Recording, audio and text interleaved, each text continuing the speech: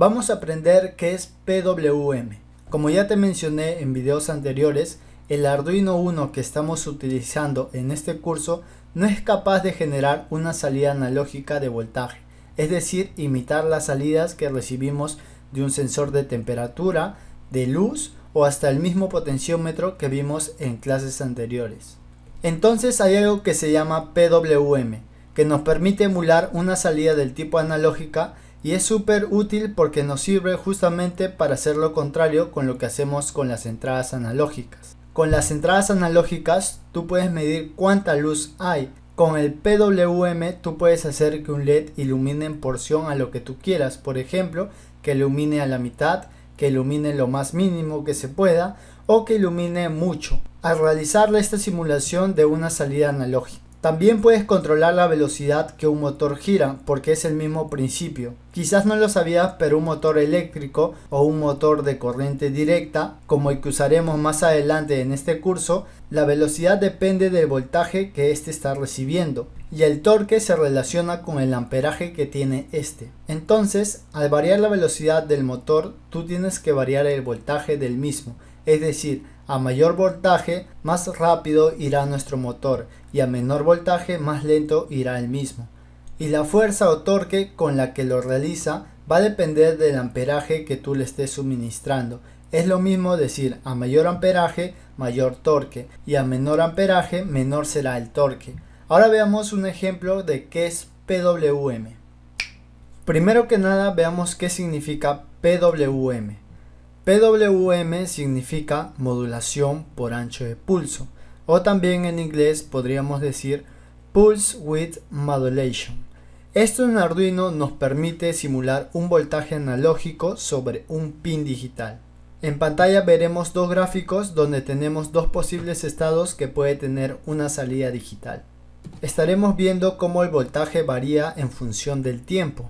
En el gráfico de la izquierda vemos que si utilizamos la función DigitalWrite con un pulso en bajo, la línea azul nos indica que tenemos 0 voltios, que es constante en el tiempo. Ahora veamos el gráfico de la derecha. Si volvemos a utilizar la función DigitalWrite, pero en este caso con un pulso en alto, el voltaje nos estará marcando en 5 volts constante también en el tiempo. Por ahora no estamos viendo nada nuevo porque estas funciones ya lo hemos utilizado en clases anteriores. Pero ¿qué sucede si visualizamos un bloque como el que te voy a mostrar a continuación?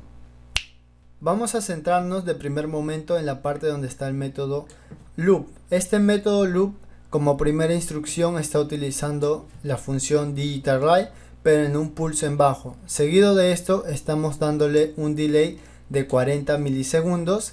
Y también luego vamos a ejecutar la función DigitalWrite pero dándole un pulso en alto. Luego de esto estamos esperando otra vez 40 milisegundos y como instrucción final básicamente todo este código se va a estar ciclando permanentemente. Entonces, ¿qué es lo que estamos generando con este código que acabamos de realizar? Estamos generando el siguiente gráfico que vemos al lado izquierdo. Si leemos el código vamos a visualizar que empezamos con un pulso en bajo que dura 40 milisegundos así como estás viendo. Luego de esto, pasados los 40 milisegundos, estamos activando un pulso en alto que está representando los 5 voltios y también tiene la misma duración de 40 milisegundos. Y ahora nosotros podemos visualizar aquí una línea en color rojo que básicamente esta línea me está indicando el fin de este pulso. Ya los pulsos que aparezcan al lado derecho van a ser repetitivos. Entonces nos vamos a centrar solamente en esta parte. En esta parte vamos a aprender dos conceptos fundamentales de las señales: el periodo y la frecuencia. Aquí el periodo está representado por la letra T mayúscula y también está equivaliendo a 80 milisegundos, porque prácticamente es la suma total de lo que está durando la señal. En este caso son 80 milisegundos. Luego de esto nace lo que sería la frecuencia. La frecuencia es la inversa del periodo. Básicamente es 1 entre el periodo. Pero para hacer el cálculo de la frecuencia vamos a convertir estos 80 milisegundos a segundos. Y básicamente nos quedaría la siguiente forma: 1 entre 0.08 segundos. Y seguido de esto operamos y nos daría equivalente a 2.5 Hz. Hz es la unidad de medida de la frecuencia, También podemos decir ciclos por segundo. Es decir, que la señal que acabamos de crear tiene una frecuencia de 12.5 Hz. Vamos a definir un segundo concepto ahora que ya entendemos lo que sería el periodo y la frecuencia. A mi lado derecho vemos una pequeña fórmula y vamos a repasar qué significa cada una de estas letras. La letra D representa al ciclo de trabajo o duty cycle. Básicamente vamos a visualizar la segunda letra, que tiene como una especie de T media extraña, y esto está representando al tiempo que estuvo en positivo la salida. También por último tenemos la letra T. La letra T representa el periodo de tiempo fijo. Quizás en una primera impresión te parezca un poco complejo esto, pero una vez que lo grafiquemos y apliquemos la fórmula vas a ver que es muy sencillo utilizarlo. Ahora veamos tres ejemplos distintos donde estamos utilizando el PWM. Vamos con el primer ejemplo. Digamos que yo quiero tener un LED que encienda al 10%. En este caso, como podemos ver aquí, el 10% significa el ciclo de trabajo del periodo. En este caso vamos a hacer el cálculo de cuánto es el tiempo de esta salida que está en esta parte, que está representando al 10%.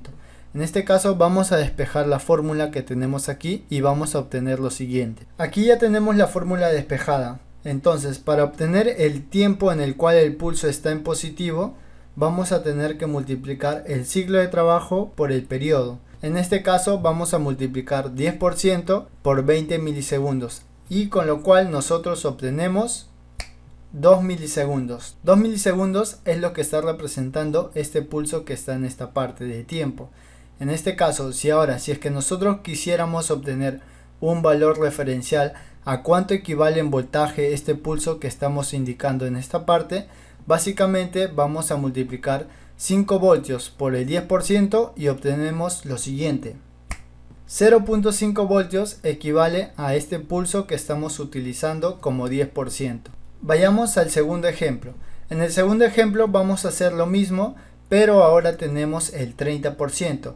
Ahora, como ya te dije, vas a tener que multiplicar lo que sería el ciclo de trabajo por el periodo. Hagamos esa multiplicación y obtenemos el siguiente resultado. 6 milisegundos. El tiempo en el cual el pulso está en positivo es de 6 milisegundos. Ahora, también vamos a obtener lo que sería el valor referencial en voltaje. Vamos a multiplicar 5 voltios por 30% y obtenemos 1.5 voltios. Este pulso de aquí está representando a 1.5 en voltios. Esto es un valor referencial.